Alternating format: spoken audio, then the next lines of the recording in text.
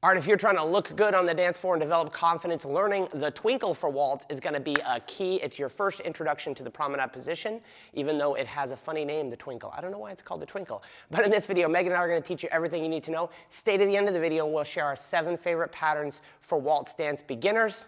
We'll see you on the other side. So have you ever seen Scent of a Woman? I know that was tango, but this is the promenade position. If I had a rose, I would have it. That's your classic ballroom dance promenade position. We're going to teach it in a move called the twinkle. So the twinkle looks like this. This is our closed position for waltz. We've covered that in our basic stuff. But I'm going to need to dance a twinkle to get to a promenade position and back to a closed position. So quickly define promenade position. Everything is the same in our ESPN 360 cam. The only thing different is we're going to turn our feet and our heads in the direction of travel. ESPN 360 cam. This is going to make you look cool because your head's going to be outside. Megan's head's going to be outside this. We don't want this look here. This kind of looks weird. So how are we going to get there? It looks a lot like the first half of our box. 1, 2. But as I pull my feet together, I'm going to be shifting my upper body slightly this way to allow us to turn our feet and finish it back out. If we look at it from the other angle, 1, 2, 3. I shift my feet this direction, and we finish that direction. Now, Megan still has her window, so if we do it from this direction, we're going to do it once right and once wrong. This is pretty correct, where you can still see Megan the whole time. This is what sometimes happens.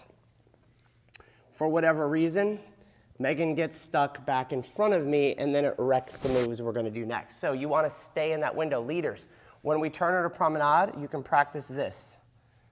This is what I want to practice. If we do it from behind, I want to practice this. So you can see my upper body is slightly turning her this direction, but my feet are turning that direction. So we do it, my footwork, and then Megan will talk about her footwork, so you can kind of mirror me.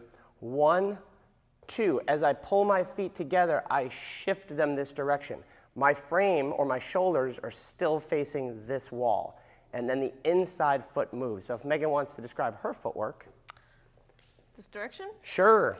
All right, so followers, we're going like a box. So we have 1, 2. But when we pull our feet together, we're going to be rotated in this direction.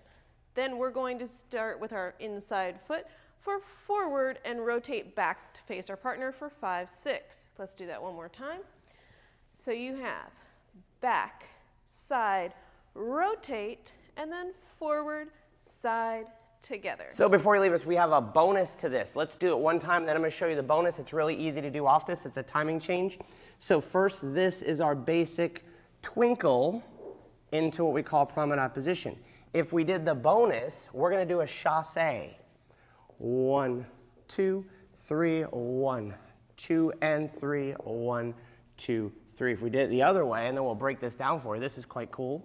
We have 1, 2, 3, 1, 2, and 3, 1, 2, 3. So let's talk chasse footwork, and I'm going to do this in this orientation. So we dance into our promenade, into our twinkle, right? Then I'm going to dance 1, 2, and 3, and then finish 4, 5, 6. If we did that again, and then we're going to show you the trick on how to get the follower to do this.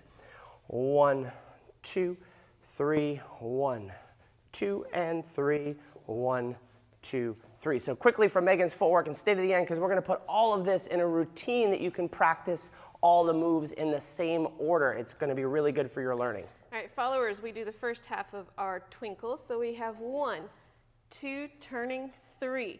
Then we have forward, side, together, forward, and then forward, side, together.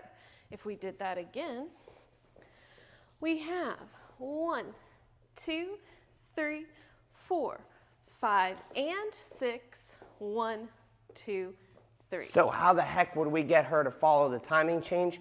We talked about it before in the hesitation. In the hesitation, we move slowly when we want her to move slowly.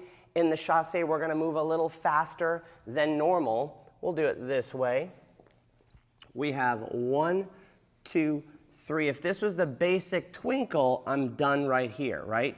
But because she's going to feel me moving, she's going to continue with that chasse. Now, 2 parts to that. Number 1, You have to know that it's possible as the followers. You have to know that the chasse exists. Otherwise, it would be fairly difficult to lead and follow it. But provided you do, if I move fairly aggressively through that, I can get Megan through.